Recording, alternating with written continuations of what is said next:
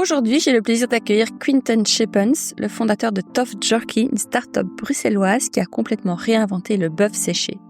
Tout est parti d'un simple snack post-tennis qui a déclenché chez Quinten une idée folle, créer un encas sain, protéiné, artisanal et local.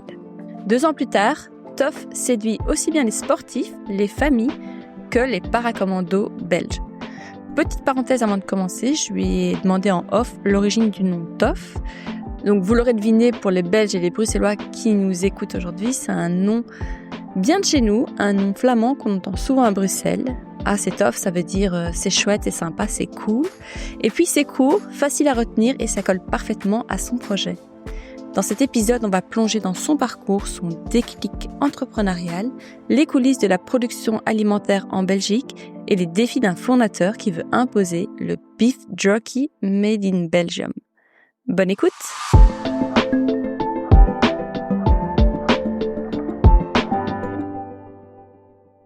Quinten. Mais en fait, c'est très... Ouais, mon prénom, c'est toujours été compliqué pour moi, j'avoue, mais c'est Quinten. Donc, pendant un moment, j'ai dit Quinten. Puis maintenant, je reviens un peu à un truc plus flamand, genre Quinten. Et t'es choqué quand on t'appelle Quentin? Choqué, non, parce que je suis réaliste, quoi. Je sais que mon prénom, voilà. Mais ouais, non, enfin, ça me dérange pas plus que ça en réalité. Une fois au bowling, j'avais été, tu vois, au bowling, tu dis ton prénom et puis ils avaient écrit King Kong. Vraiment manque de respect, genre comme chez Starbucks, tu vois, ils comprennent rien, il faut ouais, c'est bon, allez, hop. Ouais, c'est un petit manque de respect. Bon, j'ai pas réagi, mais. Ok, donc Quinten. Gardons Quinten. C'est bon ou pas? Non, c'est. Ouais, vas-y, on fait ça, hein, Quinten. C'est ça, Quinten. Vas-y, on y va. Bonjour, bienvenue dans Audace. Salut, merci. Est-ce qu'avant de parler de Tough, est-ce que ça, je le prononce bien? Ouais, Tough, tu le prononces Ok, bien. ouf. Tu peux nous parler un peu de toi? Donc, ton prénom, on a vu en long et en travers. Ouais, on l'a couvert, ouais, Quinten. Dis-nous qui tu es en dehors de ta boîte. Je suis un gars de 31 ans qui, du coup, a des parents d'origine flamande de la région gantoise. On a grandi près de Paris, puis on a bougé à Rixensart où j'ai vécu pendant 10 ans. Et maintenant, ça fait 6 ans que je vis à Bruxelles. Et voilà, je suis un gars plutôt normal. J'ai fait des études d'ingé de gestion à Louvain-la-Neuve. Et puis, j'ai bossé chez Deloitte pendant 2 ans. Puis, j'ai bossé dans une PME à Bruxelles pendant 3 ans. Et puis, j'ai bossé à mon compte pendant 1 an. J'ai créé ma boîte. Et puis, maintenant, ça fait 2 ans que je bosse pour Tough. Que tu as aussi créé. Que j'ai aussi créé, ouais, tout à fait. Et non, ouais, je suis un gars, moi j'aime beaucoup l'histoire, par exemple. Ouais, comme mon mari. J'adore les podcasts comme toi. Et Attends, c'est quoi qu'il écoute autant? Le Collimateur. Ah, je connais pas. Oh là là, Ouais. le Collimateur. Donc je le place, je le mettrai en lien de description aussi. C'est un podcast, c'est apparemment pour l'histoire, c'est un truc, mais c'est le must quoi. Si c'est un podcast que je connais pas, que j'aime bien, je te dois quelque chose parce que j'adore ça et je tous les soirs, il me met le Collimateur, il écoute le Collimateur. Toi, t'aimes bien aussi du coup? Non, j'écoute pas, mais j'écoute pour la technique. Moi, je trouve le podcast pour avoir un petit peu, tu sais, l'aspect. Ouais, je garde un petit peu ce travers, comme toi sans doute avec tes produits. Mais il me dit, il est passionné, quoi. Donc, il adore l'histoire. J'adore ça. Mon truc préféré. Enfin, je suis un peu obsessionnel aussi avec ça. Donc, pareil, quand je trouve un podcast que j'adore, j'écoute tous les épisodes et puis je suis capable de tous les réécouter à la suite, quoi. Ah, pareil. Donc là, je suis à fond sur un truc. C'est en anglais, mais c'est vraiment génial. C'est Fall of Civilizations de Paul Cooper. C'est une ponte dans son domaine. Et à chaque épisode, qui dure genre 3-4 heures, hein, c'est des trucs hyper longs, mais il voit vraiment l'avènement d'une civilisation et son déclin. Donc toute la ligne du temps, le contexte. Bref, j'adore. Donc voilà, après, je suis quelqu'un, voilà, c'est moi, quoi. J'ai un frère qui a 3 ans de moins que moi, mais qui est plus grand que moi. Xander, du coup. J'ai une petite amie, on vit à Bruxelles, ça fait 6 ans qu'on est ensemble, j'ai des copains, voilà. Et le sport? Quelqu'un de sportif? Ouais, alors sportif. Tu me disais que tu jouais au tennis. Oui, enfant. oui, j'ai joué au tennis. J'ai beaucoup joué étant enfant, genre compétition et tout. Puis j'ai arrêté pendant 10 ans et j'ai repris il y a quelques années, mais plus en mode fun avec des amis. Et je prends cours les lundis soirs. Encore maintenant? Encore maintenant. Ah, chouette. Ouais, 1h30 avec 3 enfin, on était 3 cette année. Ok, tennis et pas paddle. Vous n'êtes pas passé du côté paddle? Non, il y en a beaucoup qui l'ont fait. J'en ai fait un peu, mais je préfère jouer au tennis. Je trouve ça plus fun, le tennis. Okay. Même si j'adore le paddle aussi. Mais après, voilà, j'ai beaucoup d'amis dans mon entourage qui font du tennis, ils font beaucoup de tournois. Moi, j'avoue, j'en fais pas trop parce que ça prend quand même beaucoup de temps. Tu fais un tournoi, tu dois être dispo quasiment tous les soirs et tout. Mais là, je vais en faire avec mon frère, du coup, cette semaine. Il y a le tournoi à la raquette de Wavre et faire un tournoi double avec mon frère. Donc voilà. Génial. Et sinon, je vais courir de temps en temps, mais tu vois, c'est vraiment, j'ai pas de routine sport, quoi. Ok, on va y revenir sur ta routine. Parce qu'en off, tu me disais que affreuse. Voilà, c'est ce que tu me disais. Tu me dis, je suis vraiment à la routine, pas du tout entrepreneur sain, healthy. À l'opposé de ça. Ok, on va creuser ça, mais en deuxième partie d'épisode. Ouais. Maintenant, j'aimerais qu'on parle de Toff, bien sûr. Et avant ça, j'ai une question pour toi. En faisant des recherches, donc tu l'as dit, tu travailles chez Deloitte, etc. Mais avant ça, j'ai encore creusé plus loin. J'ai vu que tu travaillais au Daily Trader. Ouais. Écoute, c'est un point commun parce que moi, je travaillé des années au Daily Trader et j'ai adoré. J'adore le commerce. Et ouais, j'adore les produits. Donc, c'est vrai que Toff, moi, j'adhère mais à 1000%. J'adore. Et c'est ça que je voulais creuser avec toi un petit peu comment on fait naître un produit de A à Z. Ouais. Mais le Daily Trader, toi, est-ce que ça t'a impacté et est-ce que en voyant des produits un peu premium, tu vois, au Délice, donc pour expliquer c'est quoi le Daily Trader, pour les Français qui nous écoutent, c'est un supermarché un peu haut de gamme, un peu un night shop, enfin c'est ouvert des horaires un peu décalés. Et les produits qu'on trouve dedans sont un peu, un peu fancy, un peu premium, assez sympa, quoi. Ouais, c'est tous les produits que tu trouves pas trop ailleurs, un peu plus premium, ouais. Un peu cher aussi. Ça fait partie du positionnement, ouais. Puis ils vendent aussi beaucoup de plats tout faits, préparés et tout. Ça. Moi, j'adorais ça parce que je bossais là en tant qu'étudiant. Ouais, et à l'époque, j'étais en cote à Louvain-la-Neuve. Et du coup, je bossais les samedis, en fait. Donc, déjà, l'horaire était cool. C'est genre 14-22. Enfin, moi, j'adorais l'horaire. Et moi, 7-15, parce que moi, je suis le matin et lui, Quintan est du soir. On parlait en off. Donc, j'imagine que tu faisais moi, je me prenais tous les 7-14 et t'étais bien payé. À fond de ouf. Ouais. Donc, plein d'avantages. Et en fait, c'est des franchisés, hein. Donc moi, l'idée aussi, beaucoup sont franchisés. Ouais. Et donc c'est aussi intéressant ce côté commercial, mais franchise. Ouais, carrément. Après, moi, vraiment, moi, c'était taf étudiant. J'ai fait beaucoup de taf étudiant. J'ai commencé à travailler très tôt. Mais c'était un taf étudiant que j'adorais parce que horaire super, cadre de travail sympa. Collègue très chouette. Collègue hyper sympa. On recevait toujours blindé de bouffe, du coup. Non, tous les invendus, en fait, à une époque, après, ça a changé. Mais à une époque, on pouvait les prendre. Et donc, vu que j'étais en cote, je repartais avec des sacs entiers. Puis j'étais devenu un peu le chouchou aussi des trucs.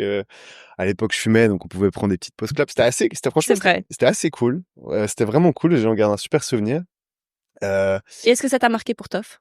Alors, pour Toff, j'ai pas tant que ça. J'ai vraiment une expérience beaucoup plus marquante. Dont on pourra peut-être parler après, tu vois.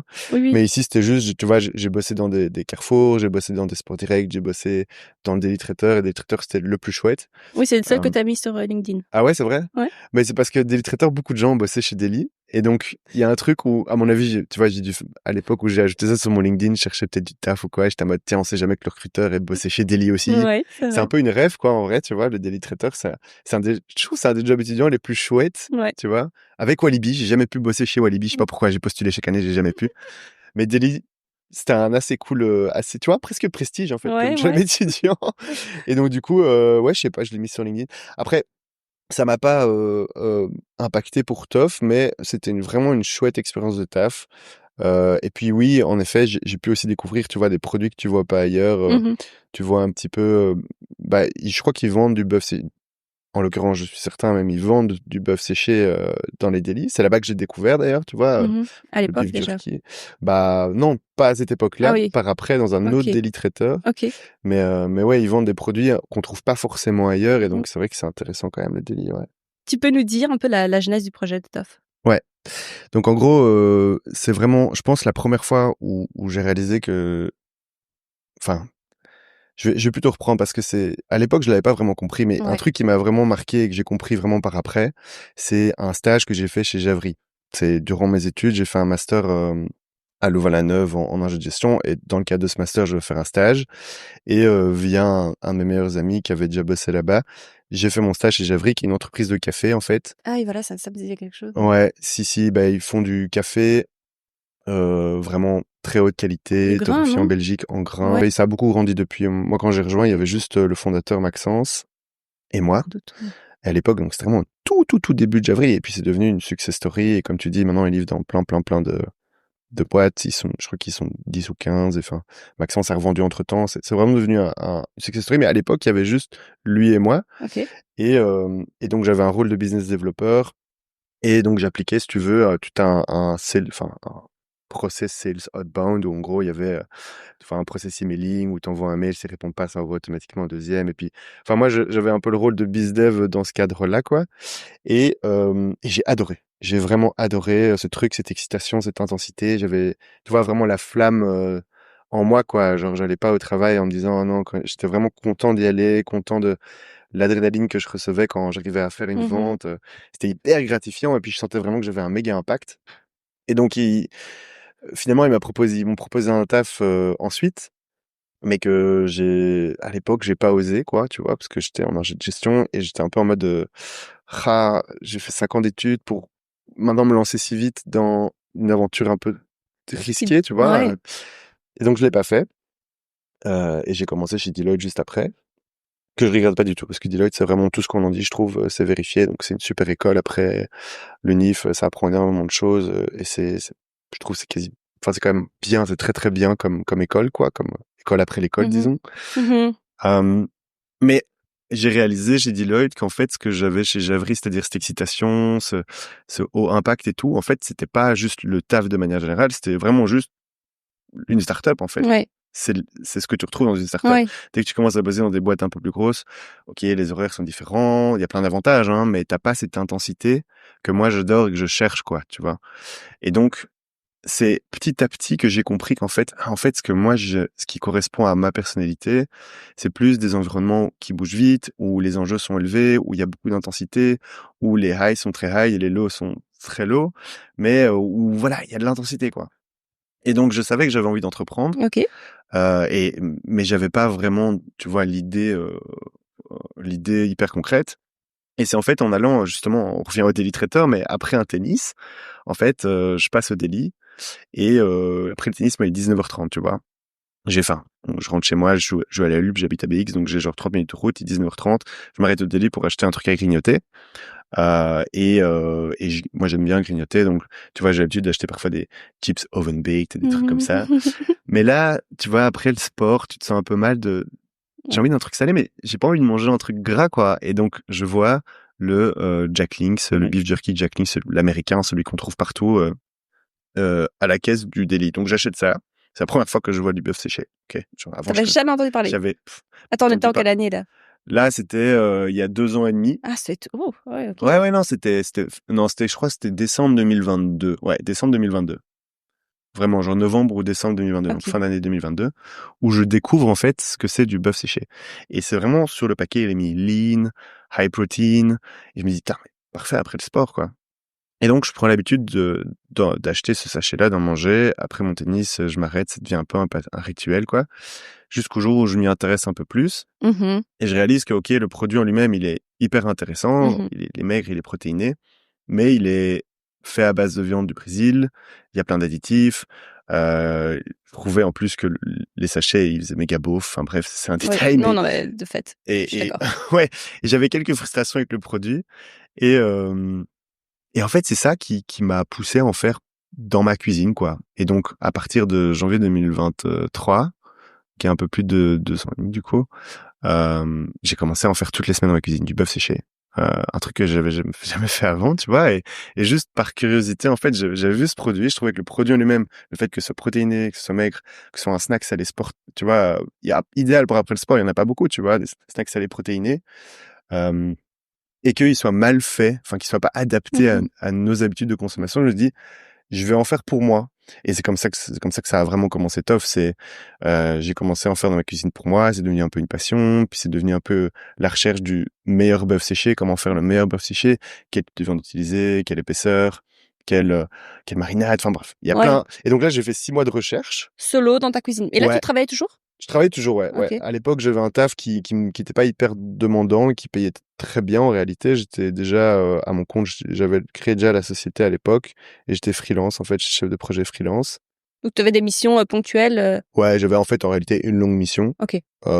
Mais voilà, donc j'avais du capital dans ma boîte. J'étais en train d'accumuler du capital dans ma boîte. Ouais. Je faisais des 9 to 6, enfin, tu vois. Et puis en réalité, je m'ennuyais même un petit peu, tu vois, à côté, parce que ma copine travaille beaucoup, elle travaille déjà beaucoup. Et donc, je rentrais chez moi et j'étais un peu... Bon, Ouais. et donc ça me faisait de bien d'avoir un truc, tu vois, d'avoir un objectif et puis j'avais envie d'assouvir aussi un peu cet esprit entrepreneurial et c'est vraiment pour répondre à ta question parce que je peux parler pendant une heure, mais c'est vraiment comme ça que ça a Ce commencé. déclic, quoi. C'est découvrir le produit, dire: «Tiens, en fait, il y a moyen de le faire mieux», je pense. Le faire pour moi d'abord et puis petit à petit le faire goûter, comprendre que ça plaît aussi aux autres gens, comprendre ensuite qu'il y a un marché et puis voilà, ça m'a pris plus ou moins 6 mois avant de me lancer, vraiment, quoi.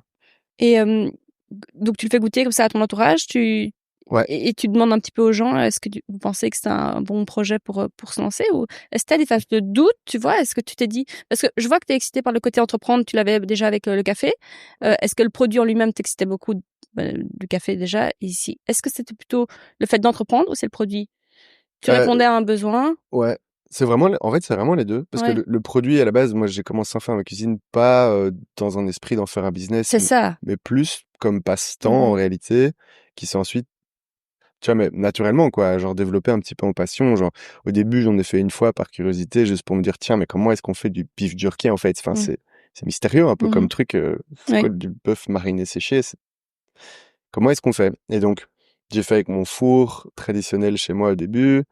Et puis je me suis dit: «Ah OK, c'est pas mal, mais» et puis j'ai regardé, en fait, tu peux aussi faire avec un déshydrateur, donc j'ai acheté un Mmh. déshydrateur et en fait, c'est vraiment venu organiquement, en fait. Petit à petit, j'ai commencé à acheter de plus en plus de petits matériels, faire de plus en plus de tests et donc l'amour pour le produit, il est venu comme ça, très Mmh. naturellement et au niveau entrepreneurial, enfin, le moment où j'ai compris que je pouvais peut-être en faire un business, Ouais. c'est, bah, oui, je faisais goûter à des amis qui me disaient qu'ils aimaient bien. Et aussi en faisant beaucoup de recherches, ouais, j'ai compris, en fait, c'est un truc qui est huge, dans les pays anglo-saxons, en Mmh. Amérique, Ouais, en Australie, au UK ouais, et en fait, c'est pas du tout développé en Europe. Il y a une énorme opportunité en Europe ouais. en termes de beef jerky. Je veux dire, il y a une grosse tendance vers le snacking, protéiné et il y a pas vraiment de snack protéiné salé en Mmh mh. réalité, à part du beef jerky quoi, qui Mmh. soit naturel en plus et tout ça. Donc il y a une vraie opportunité et donc c'est quand j'ai un peu combiné les 2 donc enfin, j'avais de l'amour pour le produit, un peu cette passion que j'avais développée. J'avais un petit peu de validation de mes amis, avec qui je faisais juste goûter autour d'un verre, hein, enfin rien Ouais. de et puis j'avais un peu cette étude de marché que j'avais fait un peu dans mon coin, où j'avais capté qu'il y avait peut-être une opportunité business et c'est tout ça ensemble qui a fait que je me suis dit: «OK, j'y vais, je tente la chance, je tente mon aventure, quoi». Ouais. Et quelles sont les prochaines étapes? Les prochaines étapes, bah, écoute, là, on vient de développer pas mal de Attends, gamme. non, je veux dire là. Donc tu as l'idée, tu te dis: «Je me lance». Ah Est-ce OK, à que ce moment-là, ouais. oui, à ce moment-là, j'arrête ma mission, je me lance à fond? Est-ce que je démarche déjà des points de vente? Est-ce que je fais un site internet, un e-commerce? Ouais. Et puis je sais pas, les locaux, où est-ce que je produis? Ouais, bah, c'est les premières questions que tu te poses en effet, c'est Je pense que c'est où est-ce pas, que enfin, je tu vois, quelles sont produis? les étapes? Comment est-ce que tu et Puis il y a à des normes l'époque, légales, tu vois, ah de ouais, ouais, énorme, donc tu ouais. te renseignes là-dessus? Ouais, alors au début, moi quand je me lance, c'est vraiment avec de la naïveté Mmh. optimiste, tu vois? Je me dis: «Oh le produit existe pas, oh il est bon, les gens l'aiment bien, Mmh. go!» Tu vois? Et c'est par après que j'ai dû tout apprendre parce que j'ai zéro formation, formelle en alimentaire ou quoi. Mmh.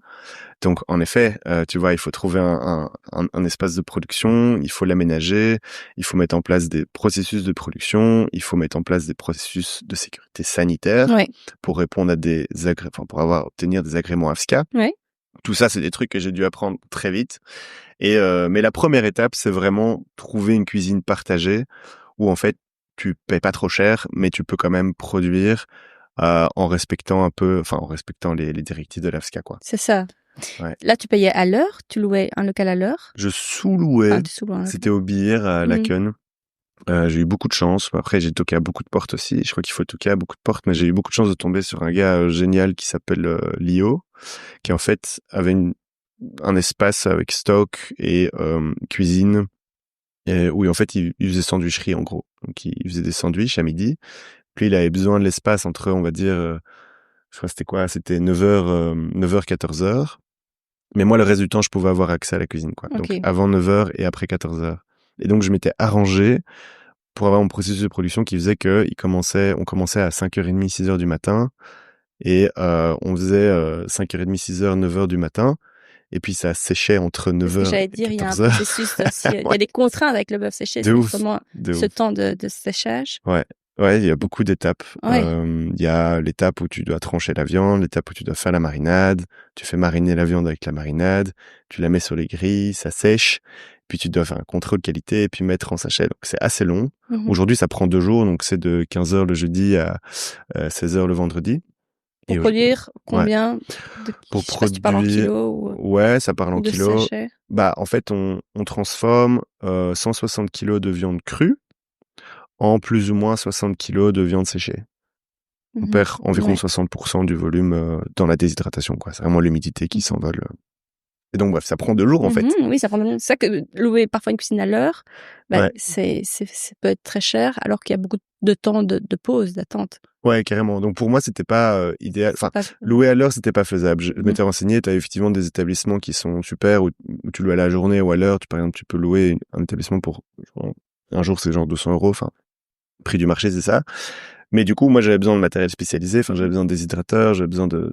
Surtout de déshydrateurs à l'époque, c'était un peu le seul matériel vraiment spécialisé que j'avais, mais j'en avais vraiment besoin dans la cuisine. Donc... Et puis, c'était trop cher, c'était pas une option. Et donc, j'ai sous-loué, ça m'a permis d'avoir des coûts fixes relativement faibles et de commencer tout doucement, quoi. Et puis, quand c'est devenu trop petit, j'ai dû prendre un espace plus grand dans lequel je suis depuis janvier cette année. Mais pour revenir un peu à mes questions, parce que je divague désolé, énormément. c'est moi qui dis. J'ai tellement de questions sur le produit en tant que tel, c'est passionnant, quoi, de voir toutes ces étapes. Mais donc, je te laisse. Non, mais le c'est fil ça. rouge. Mais le fil rouge, c'est comment se lancer. C'est d'abord trouver donc un espace de production où on peut produire à petite échelle qui coûte pas trop cher. Et puis surtout faire goûter et faire des prototypes, quoi. J'ai déjà rencontré quelqu'un qui m'a dit, ouais, j'ai une super idée pour faire ça et tout. Je fais, ok, tu peux me faire goûter. Ben non, j'ai jamais fait. Tu commences par ça, en fait. Faut tester. Faut faire des prototypes à fond. Prototypes à fond, ouais. Ok, tu commences à démarcher avec un produit, 2 produits. Quand je parle de produit, c'est le goût, en fait, la marinade plutôt qui va être. Ouais.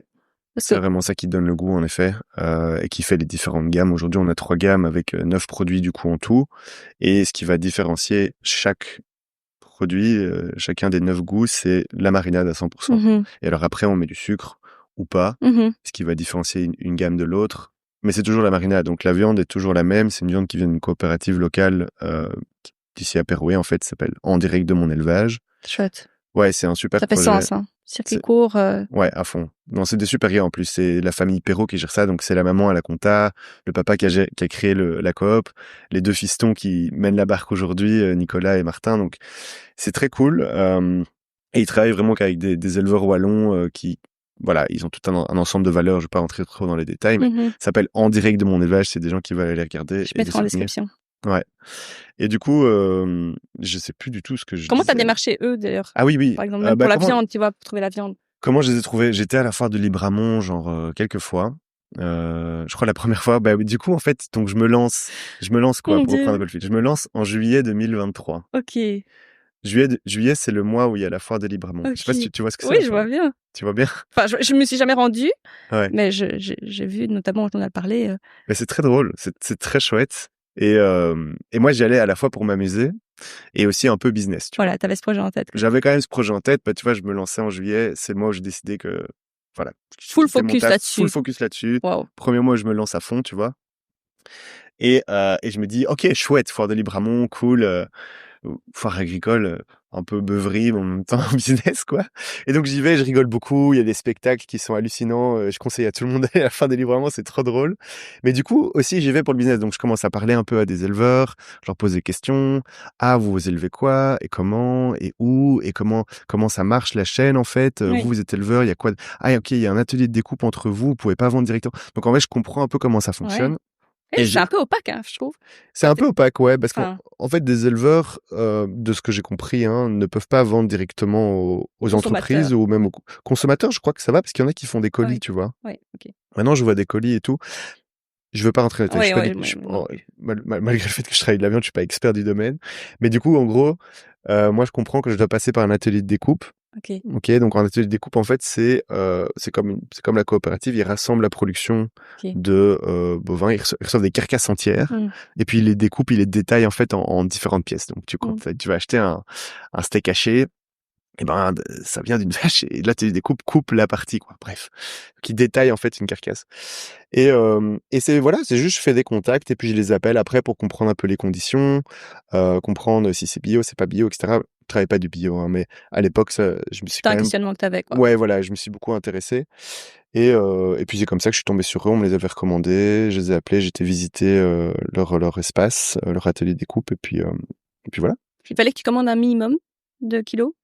Eux, non. OK, donc c'était en fait assez, Ouais, accessible, en fait. Tu t'es dit: ouais, «Bah, voilà, je commande en petite quantité, je fais ma petite popote» ouais, à fond. et ensuite quoi? Bah, au À début, qui tu c'était vends? expérimentation, donc Ouais, tu vois, les 6 premiers mois, donc je dis en juillet, je me lance, ça m'a mis 6 mois, donc jusque janvier 2023 ouais. pour, non, 2024, excuse-moi. Mmh, Donc OK. Oui, j'ai tu as commencé à commencé en juillet, commercialiser en juin. janvier 2024. Donc entre juillet 2023 et janvier 2024, j'ai eu 6 mois Mmh. où, bah, du coup, j'ai dû trouver l'espace de production, partagé. J'ai dû vraiment développer mes recettes, développer une marque, créer un site web, mettre tout en place pour pouvoir commercialiser. Et donc, bah, avec eux, quand on parle vraiment de la viande, bah, du coup, on a essayé différents types de viande, du bio, du pas bio, différentes coupes, enfin Mmh. différentes pièces aussi de vache. Donc on a fait plein de tests. Et en parallèle, on a testé plein de marinades, etc. Donc pareil, je faisais plein de prototypage. Pour le coup, j'avais déjà créé une page Insta, donc j'avais quelques gens qui me suivaient. Et donc ça me faisait une petite base d'expérimentation à qui j'envoyais des échantillons, des prototypes pour avoir des feedbacks et des choses comme ça. Euh, et puis j'ai créé un MVP de marque, un MVP de packaging, c'est les packaging craft que du coup t'as vu, Ouais, j'ai je vu. pense. Ouais, j'ai vu. Et j'ai eu des agréments AFSCA. Et tout ça, tu as fait seul? Ouais, OK. ouais, je fais tout ça tout seul. J'ai eu, j'avais missionné des gens pour faire un branding, un MVP, mais finalement je l'ai pas gardé parce que ça m'a pas plu en fait, tout simplement. Mais ils sont très sympas, hein, mais Mmh. leur travail ne m'a pas plu, donc je l'ai pas gardé. Et donc j'ai plutôt travaillé avec quelqu'un sur Fiverr pour faire les Mmh. packaging, design des packaging et tout, et c'était Nathalie d'ailleurs, elle est super. Euh, Et voilà. Et donc, ça m'a pris 6 mois pour un peu tout mettre en place pour pouvoir commercialiser. En janvier, j'ai commencé à commercialiser. Et là, au début, je fais juste avec mon site web. Donc, Ouais, j'avais une mini, e-commerce. ouais, vraiment juste soft launch avec le site web en mode coucou, je vends, vous Ah, pouvez acheter. Donc là, j'ai tous les amis, la famille qui ont passé une bien commande. sûr, Donc, ça donne un peu bien confiance, c'est sûr. chouette. Et en parallèle aussi, je donnais un petit peu, j'avais des amis qui partaient, j'ai une très bonne amie, enfin très bon couple d'amis en fait, Xavier et Gaël qui partaient au ski à ce moment-là, donc je leur ai filé du toff, tu vois, des sachets de toff. À l'époque, c'est un emballage un peu différent. Et il se trouve par méga chance que dans leur entourage, il y avait la nutritionniste des paracommandos qui suivait. Et eux, ils mettaient des photos sur les pistes avec toff, nanana. Et il se trouve que bah, la nutritionniste, elle voit ça, elle se dit ah c'est cool, elle me contacte, on s'appelle. Et finalement, du coup, je me retrouve à pitcher le centre de formation paracommando à Marche-les-Dames. Enfin, génial. Mais là, ça fait 2 mois que je vends, quoi. Tu vois, 2 mois que je me suis lancé. Et boum, ça passe. Et Et donc, pourquoi ça l'intéressait elle, la nutritionniste? elle, bah, pour les valeurs nutritionnelles, en fait, le côté hyper protéiné, le côté pratique aussi léger, Ouais, qui leur plaît à fond. En ouais. gros, Tu vas embarquer ça en mission, quoi. ouais, C'est un peu un ravito, quoi, un ouais, ravitaillement, ouais, c'est ça. Et surtout en mission, ils ont beaucoup de lyophilisés. Mais si t'as pas d'eau, ah oui. c'est problématique, tu vois, pour le lyophilisé. Alors que ça, du coup, c'est vraiment un snack qui est genre hyper rassasiant parce que très protéiné. En plus, tu dois mâcher un peu et Oui, tout, donc c'est très rassasiant. oui. Qui a pas besoin d'eau, qui est maigre, tu vois, qui a beaucoup de vertus, quoi, nutritionnelles. Et donc pour ça que le produit lui plaisait. Et après après voilà, moi c'est trop marrant, j'ai pitché le colonel et ses lieutenants, et puis c'est passé et j'étais trop heureux. C'est C'était ton premier vrai deal. ouais, premier gros deal. Ils commandent beaucoup, là, tu te retrouves un peu dans un défi de production ou pas? Hem, oui, alors assez rapidement en réalité, ouais, à partir de juin 2024, donc là de nouveau 6 mois plus tard, je me retrouve à vraiment, plus pouvoir continuer dans ma cuisine partagée. Genre Mmh. c'est trop compliqué, j'ai des journées de zinzin où je commence à 5 heures, je termine à 18-19 heures. On fait ça, 3-4 fois sur la semaine. À l'époque, je travaillais déjà avec, Clémence qui est ma chef de prod aujourd'hui. Et heureusement, genre, on s'amuse trop. Vraiment, on s'amuse trop. On travaille avec des étudiants aussi qui sont trop chouettes et donc on rigole bien, tu vois. Donc les journées, elles sont longues, mais elles sont vraiment cool parce qu'elles sont très rythmées. À la fin, on boit un verre, on est trop content. Enfin bref. Mais du coup, ouais, on atteint un peu cette limite de prod à ce moment-là, et c'est à ce moment-là que l'idée commence à germer de, ok, il faut qu'on déménage, il faut qu'on trouve un financement pour pouvoir investir un espace de production plus grand ou pour vraiment pouvoir grandir, quoi. Parce Et que ce là, sera tu es avec tes notre fonds espace de propres. production. Pour le moment, tu es toujours avec tes fonds propres. Bah, là, je suis vraiment bootstrap. Donc, j'ai 100% des actions. J'ai mis 100% fonds propres sous base de mon propre capital. Et après, j'ai aussi de la dette bancaire. Donc, j'ai fait des emprunts. J'ai ma famille qui m'a un peu aidé, mes parents qui m'ont un peu aidé. Ils sont pas riches du tout, mais ils croient énormément en moi. Je suis très, très reconnaissant. J'ai un pote qui m'a beaucoup, beaucoup aidé aussi. Donc, j'ai un peu, tu vois, les 3 F, les Friends, Fools and Family, j'ai vraiment bien exploité ça. J'ai bien exploité ce que je pouvais exploiter en termes de dette bancaire et j'ai exploité au maximum ce que moi je pouvais aussi apporter en termes financiers au projet. Et donc là, justement, on est en train de trouver un associé. Là, je suis en train de m'associer c'était avec une de mes quelqu'un. questions. Ouais, Pourquoi ne pas être associé ou pourquoi... Ouais. Bah écoute, Et pourquoi t'associer maintenant, disons plutôt? ouais, bah les deux questions sont bonnes, tu vois, mais pourquoi m'associer maintenant? Parce que, hop, fast forward, j'avais l'idée de faire cet espace de production scalable.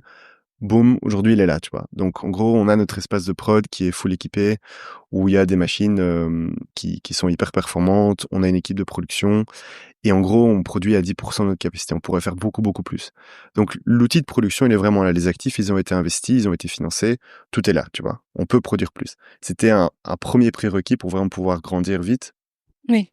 Autre prérequis qui est désormais atteint, c'est avoir une marque qui est vraiment beaucoup plus léchée et finie, avec aussi des emballages qui sont beaucoup plus résistants. Donc justement, tout le travail qu'on a fait avec Boucan, on en parlait un tout petit peu tantôt. Bah, Oui. Et Boucan avec Céline Denif, on a un Ouais. épisode qui est sur la chaîne. Ouais, Si ça vous super intéresse, il est très chouette. Je le mettrai en barre description aussi. Ouais, excellent. Ben, des gens de très grande qualité, je recommande à fond.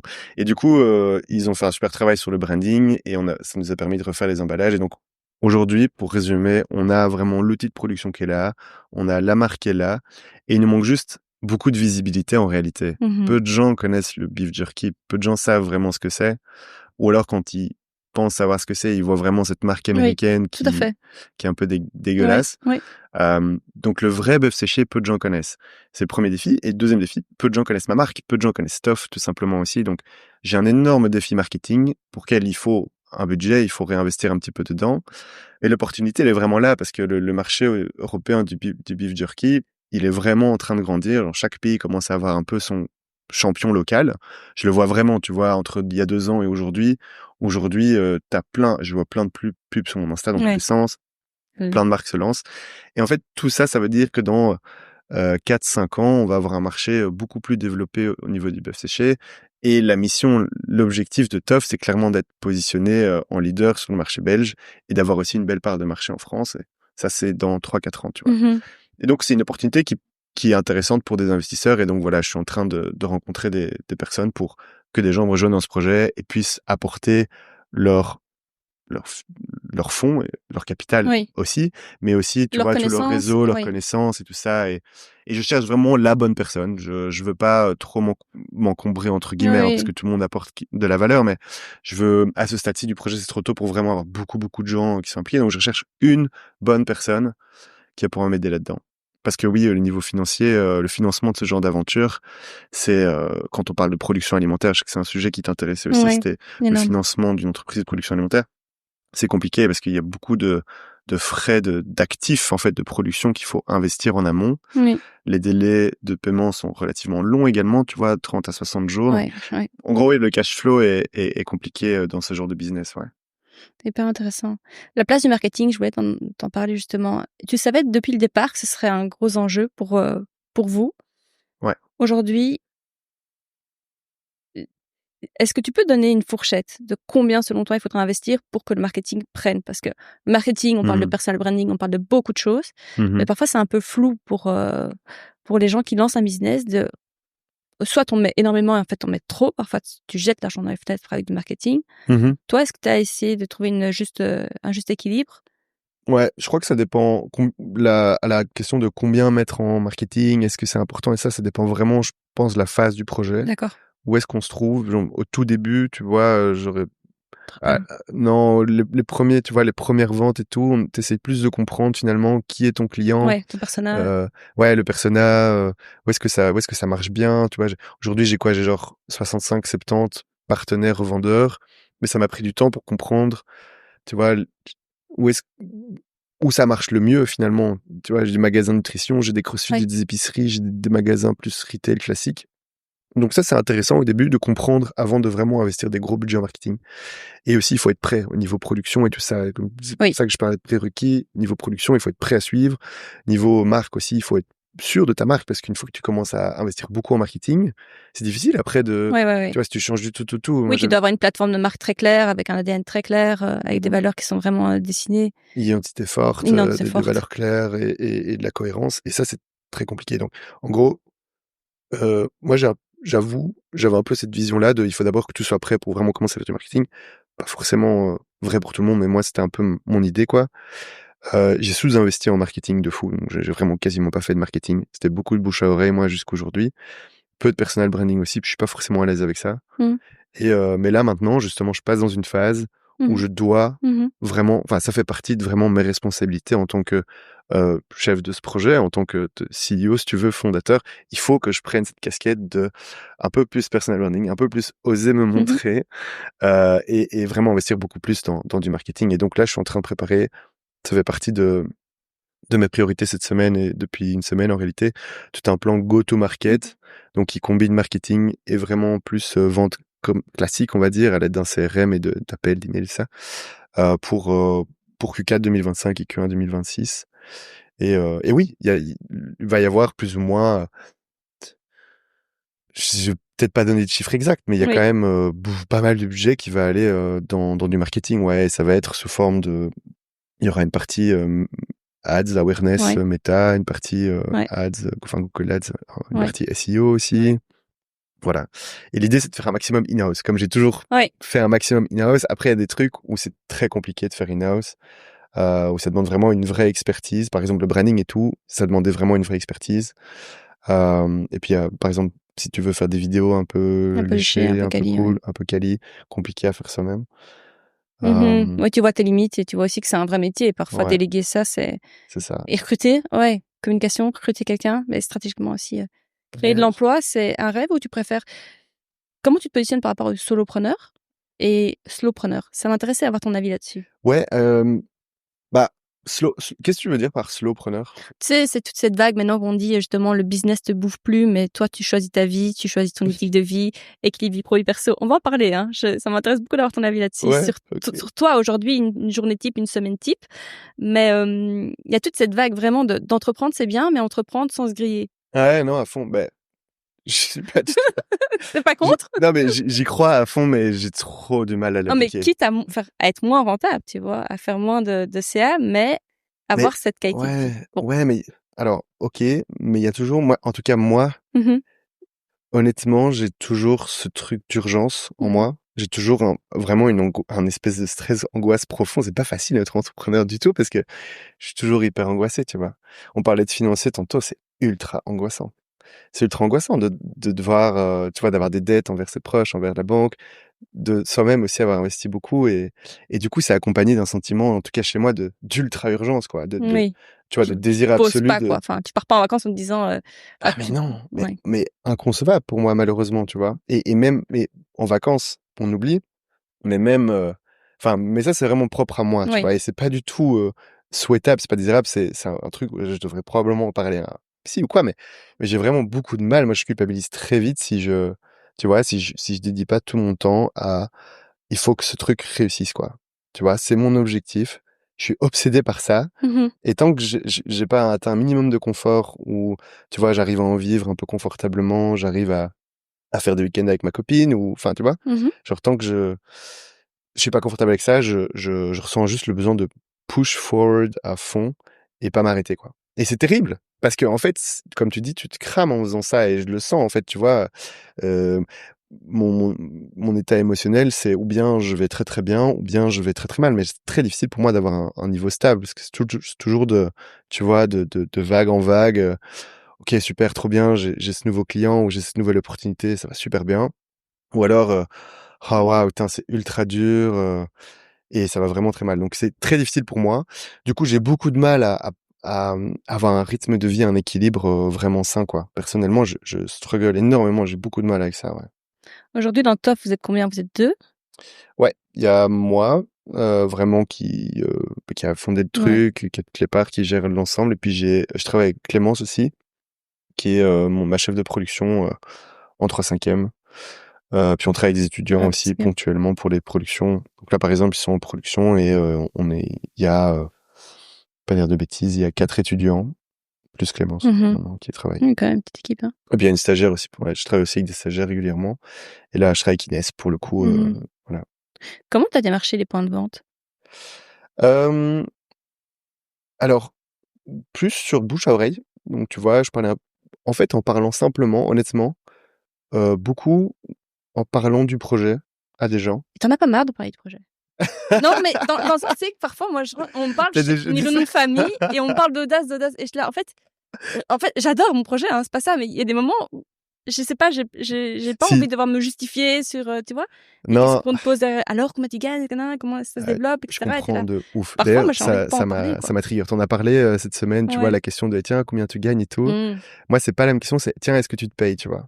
Oui, c'était une question, je t'avoue. Même genre de truc. Est-ce que tu te verses un salaire? Est-ce que tu te payes et tout? Ah, ça y est, ça fait 2 ans, mais là, ça va, tu te payes, tu vois. Et t'es là. Ouais, t'as raison. Non! Non! Tu vois, c'est vraiment le doigt sur la plaie. Ouais.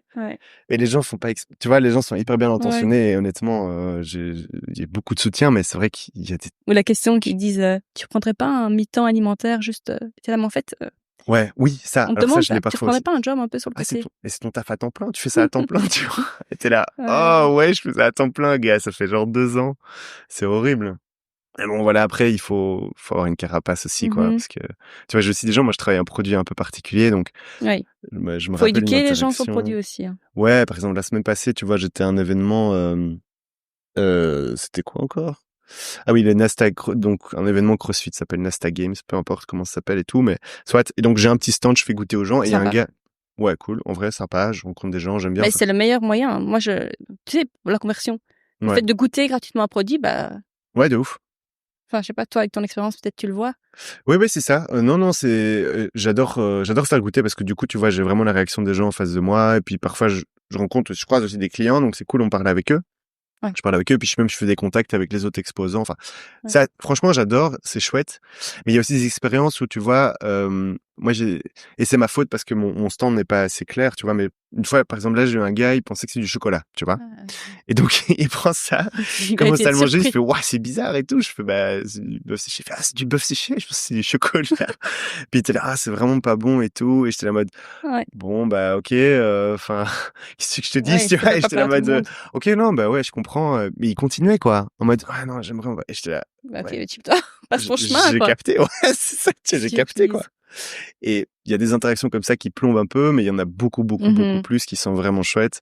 C'est un peu pareil avec les copains, tu sais, qui sont en mode, et quoi, ça marche toujours pas, et t'es là. Ouais.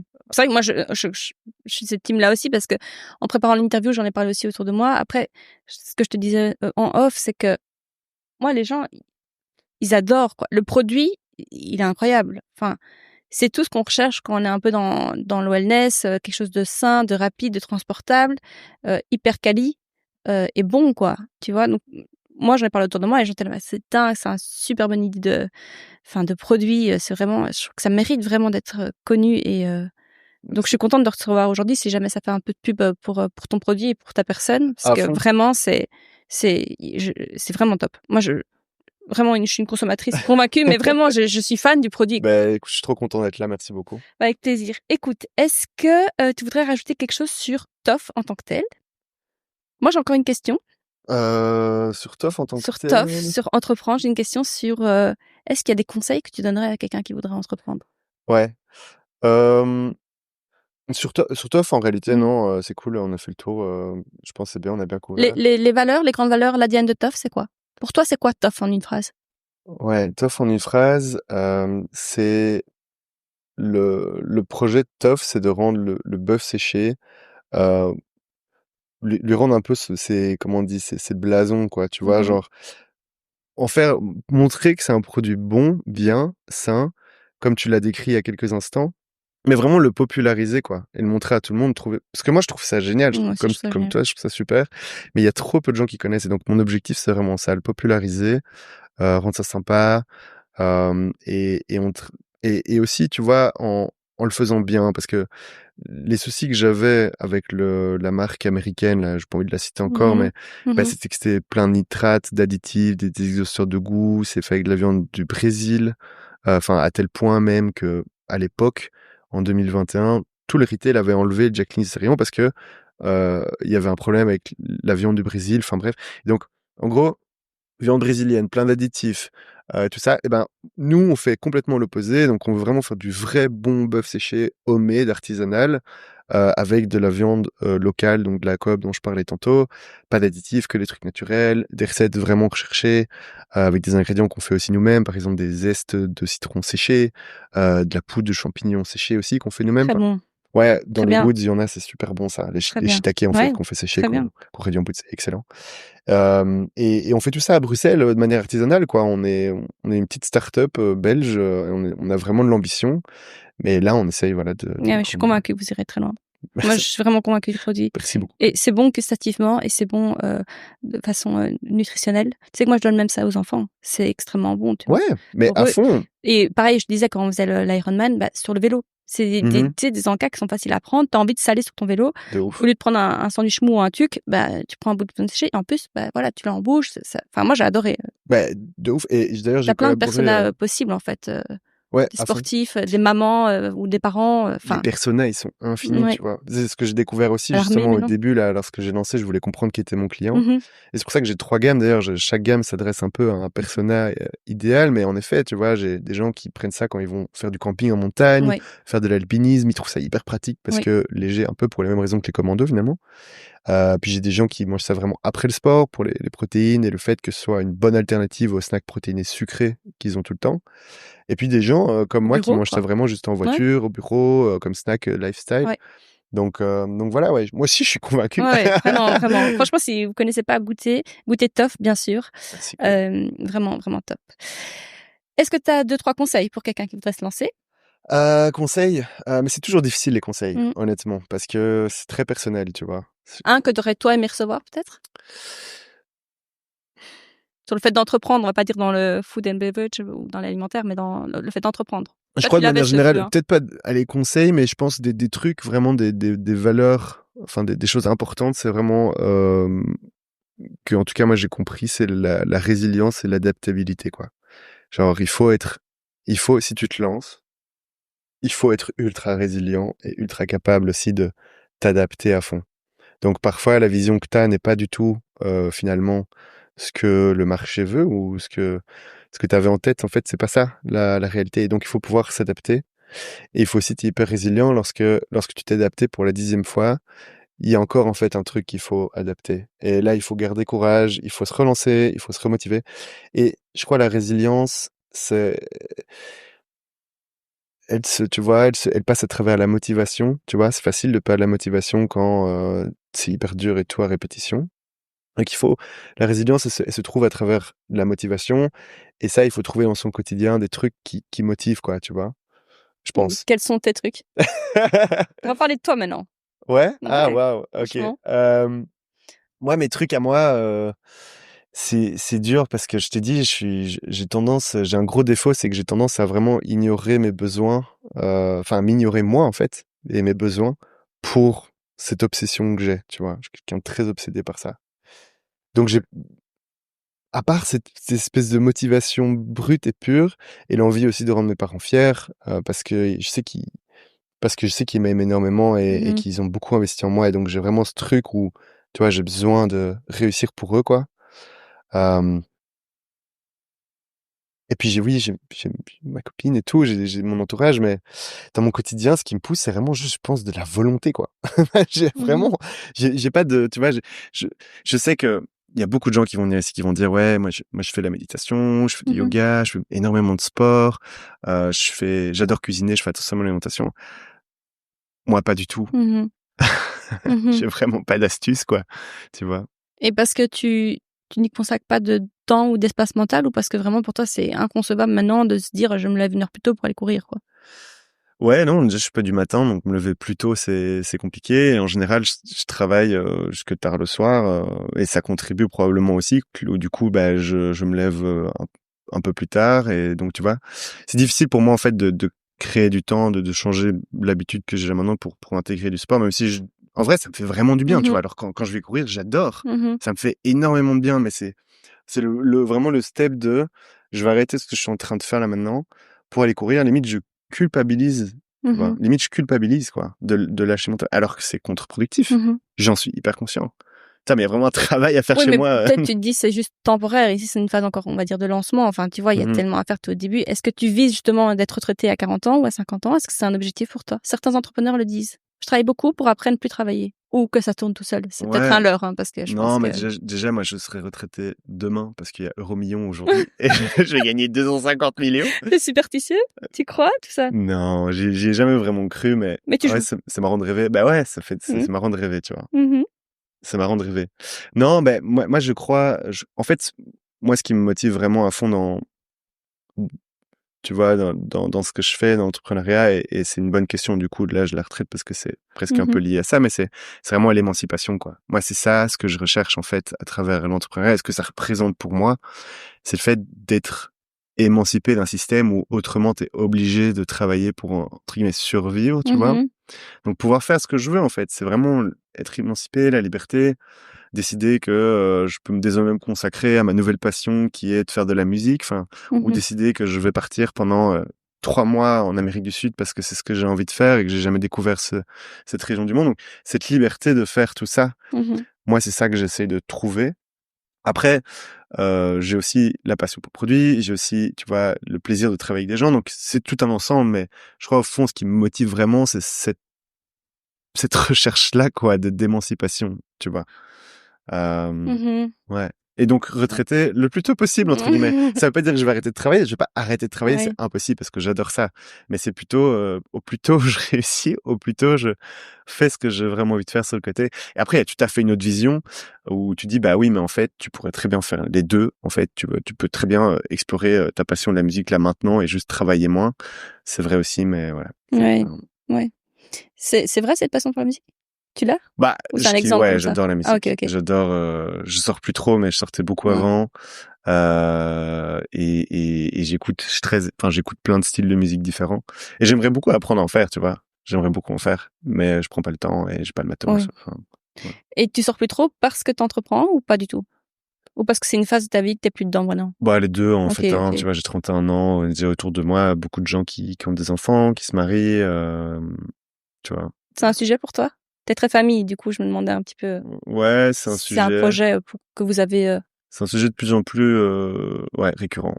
C'était pas un sujet jusqu'à il y a quelques mois, mais là, ça revient de plus en plus et c'est vrai que c'est un peu painful, tu vois. C'est aussi ça qui est dur dans l'entrepreneuriat, c'est que c'est pas mal de sacrifices aussi, tu vois.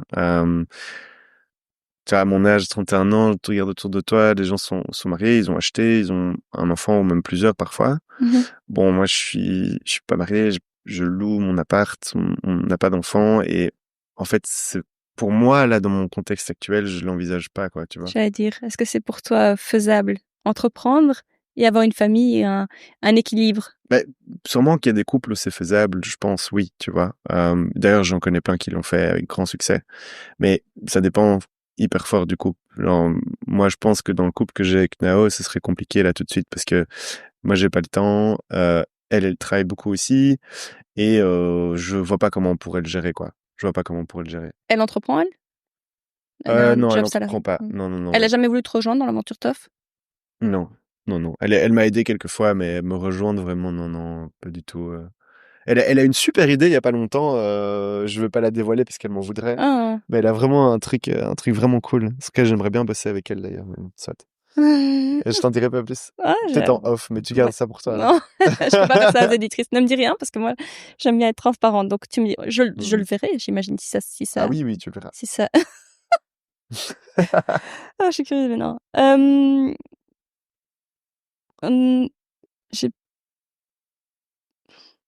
Je passe mes questions.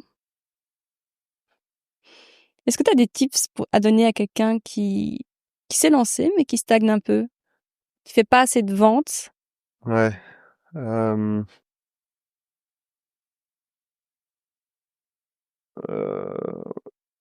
T'as jamais rejoint pas des incubateurs mais des couveuses?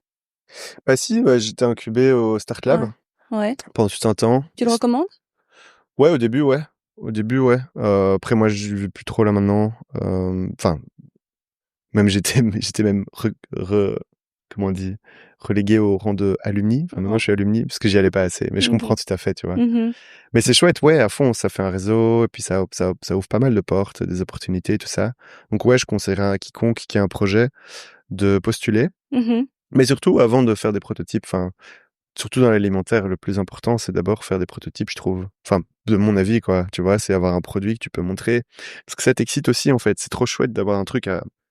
Bah, moi, avant de faire ça, j'étais chef de projet en IT. Donc, je gérais des plannings, des budgets, des trucs ultra abstraits qui bougeaient tout le temps, tu vois, où il fallait parler avec 50 personnes pour... Et moi, ça m'a fait trop du bien d'avoir un truc concret, quoi. Tu vois, un truc à manger. Tu goûtes tout de suite si c'est bon ou pas, tu vois. Donc moi j'ai beaucoup aimé ça et du coup la phase de prototypage, je la conseille à n'importe qui veut lancer un truc alimentaire. Et après au niveau des ventes qui stagnent, bah il y a d'office un travail d'analyse un peu à faire en fait parce que ça veut dire que t'as pas ton product market fit parfait, c'est-à-dire que tu parles pas aux bonnes personnes forcément ou que ton produit, si tu parles aux bonnes personnes, il est pas parfaitement adapté à ces personnes. Donc tu dois encore passer par quelques cycles de feedback probablement ou alors tu fais juste pas assez d'efforts pour enfin tu dois augmenter ton investissement ou bien en marketing ou bien tu dois démarcher beaucoup plus quoi. Tu fais beaucoup toi de comme tu disais d'événements où tu fais goûter toi-même de ta personne tu te mouilles beaucoup pour aller dans les boutiques pour faire goûter aux clients. J'en fais tous les mois. En réalité, j'en fais tous les mois et je fais ça dans des épiceries, des compétitions de CrossFit, des choses comme ça partout en fait où mon client potentiel se trouve, j'ai envie de lui faire découvrir le produit. Après, ça amène tout un autre ensemble de défis parce que, tu vois, je te parlais de la compète la semaine passée. Bah, moi, j'ai un mini stand vraiment ridicule, en fait, comparé au mec à côté de moi qui a genre 2 tables avec blindé de bazar et donc on le voit blindé plus, on le voit énormément, tu vois. Moi, j'ai juste mon petit stand, on me voit pas, je suis invisible. Genre, j'ai vraiment parlé à quelqu'un le dernier jour, donc c'était 2 jours, et à la fin du 2e jour, la photographe, Sophie, du coup, salut Sophie, qui du coup est venue me parler. Et en fait, elle captait pas. Elle était là, tu fais du bœuf séché. Et j'étais là, mais oui, je fais du bœuf séché. Ça fait 2 jours que je suis là. Ça fait 2 jours que je suis là, tu vois. T'as pris 50 photos de moi, tu savais pas que je faisais du bœuf séché. Et donc, ouais, ça, c'est quand même un gros, tu vois. En fait, les salons, la visibilité, ouais. Ouais. Les compètes CrossFit ou les salons, il faut vraiment un stand vraiment, vraiment quali. Sinon, ça sert à rien et tu perds du temps et de l'argent. Et la frustration, ouais. Ouais, et en plus, tu sors très frustré. Mais voilà. Est-ce que Toff va rester des bœufs séchés ou est-ce que t'as d'autres projets pour Toff? Ah, excellente question. J'ai déjà pas mal expérimenté avec d'autres trucs aussi. Avec de la purée de fruits déshydratée. Ça fait ce qu'on appelle du cuir de fruits en réalité. Et c'est marrant parce que ça ressemble un peu au beef jerky, ça ressemble. C'est aussi du jerky finalement. Moi j'appelle ça du fruit jerky, tu vois. Et en fait du coup ça a l'intérêt nutritionnel opposé au bœuf séché, c'est-à-dire que c'est glucidique et ça se mange plutôt avant le sport et c'est plus pour avoir des glucides quoi, mais ça se grignote aussi. Donc je trouvais le produit vraiment intéressant. Et j'ai fait quelques tests vraiment concluants aussi. Donc en réalité, il y a un business à faire là-dedans. Parce qu'à mon avis, même là, au côté fibre, hein, tu vois, un peu pas de filtre pour tout ce qui est transit. Ouais, carrément. J'avoue, j'ai vraiment, tu vois, j'ai pas fait de recherche sur plus que ça, mais j'ai goûté, je trouvais ça bon, j'ai fait goûter des gens, ils trouvaient ça bon. Ils m'ont réclamé. Donc en gros, il y a un business, enfin il y a un produit, peut-être une gamme de produits à faire là-dedans. Simplement, un de mes une de mes responsabilités les plus importantes en tant que chef du projet global, c'est de prioriser quoi. Et là maintenant, il faut surtout que je devienne d'abord bien implanté avec le bœuf séché avant de lancer d'autres produits. Mais clairement, il y a un truc à faire. Puis j'ai aussi fait des pois nashi. Pois nashi, c'est une poire japonaise. J'ai fait des rondelles de pois nashi déshydratées et je fournis à un resto à Bruxelles qui met ça sur ses cocktails. Enfin bref, ouais, un autre truc. Ok. Est-ce qu'il t'a un mot de la fin? Non, écoute, merci beaucoup. C'était vraiment un grand plaisir de te rencontrer. Très chouette de voir la personne derrière la voix. et c'était vraiment un plaisir. Merci beaucoup. Merci à toi. Merci pour ton temps. Merci d'avoir écouté cet épisode avec Quinton Shepens, fondateur de Tough Jerky. J'espère que son parcours et son énergie t'auront inspiré autant que moi. Si tu as aimé cet épisode, pense à t'abonner à Audace, le premier podcast belge francophone dédié au wellness et à l'entrepreneuriat. laisse une note 5 étoiles, un commentaire ou partage-le directement à une amie ou à un collègue à qui ça pourrait peut-être donner des idées. Et si tu veux découvrir Tough Jerky, je te mets tous les liens en description, leur site, leur Instagram et le profil LinkedIn de Quinten. On se retrouve la semaine prochaine pour un nouvel épisode. À bientôt!